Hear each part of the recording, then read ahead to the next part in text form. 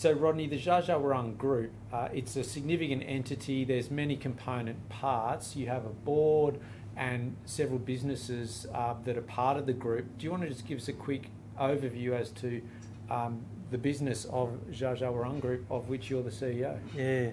So with most organisations, there's certain skills function in the resourcing. So for the Dja Dja Wurrung Group, we're not dissimilar. So there's a corporation that trades as Djara, and then there's a subsidiary, an enterprise arm that trades as Jandak.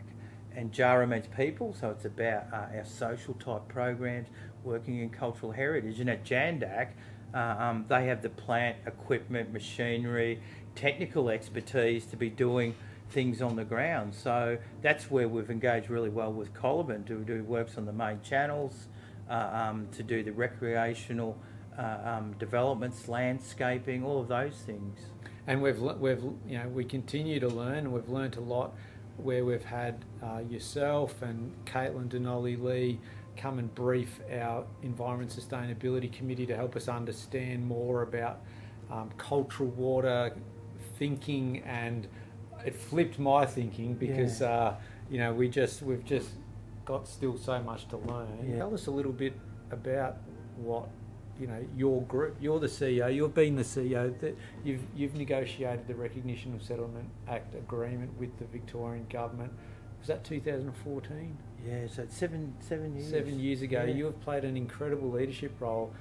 Do you want to give us a bit of a sense of what's Djara working on now? What's on your books, so to speak? What's the sort of things you're getting involved with? Because it's quite broad and amazing. Yeah, it's probably not enough time there won't be, but for the panel. But I can explain maybe the logic we're trying to apply. So we were recognised as Victoria's First Nations people because of ancestors and then our ancestry as being descendants, to celebrate that acknowledgement, to think that we need to heal country, heal people. When I say heal, generally most people are receptive, because that means, are you hurt? Is it hurt?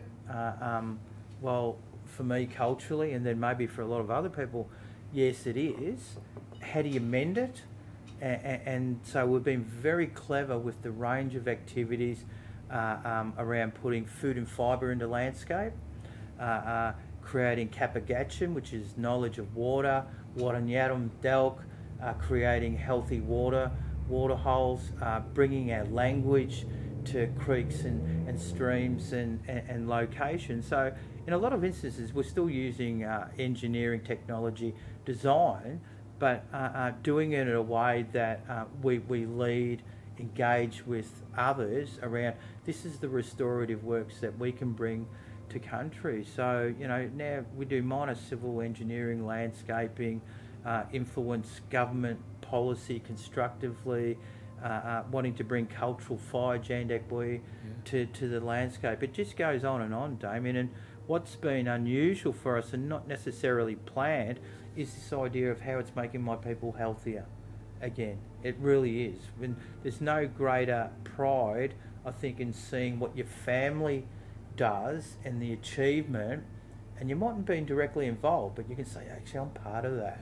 And maybe the panel for what we want them to do in supporting Coliban, the same sort of thing can happen. You have this defining moment where you come together. You don't need to be the technical experts, but you need to be the visionary experts around understanding what needs to happen for community to move forward.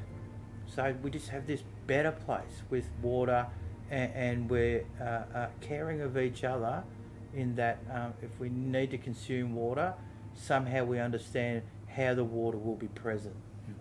And Rodney, just for the panel, if the panel wants to learn a little bit more, you've got some good resources on your website. Is there any other places that people could chase down to learn a bit more about any of these issues around traditional owner perspectives on water, the work of Djara, your country plan, Delkunya Jar? Where should they go looking? Yeah, so as an online resource, the web page has just been refreshed with rebranding for us to provide some better information.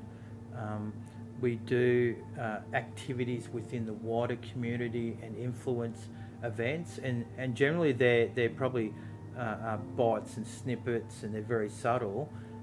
But I think if people can be exposed to Dja Dja Wurrung doing other public life and civic activities, that's a way, I think, to see who we really are as a people.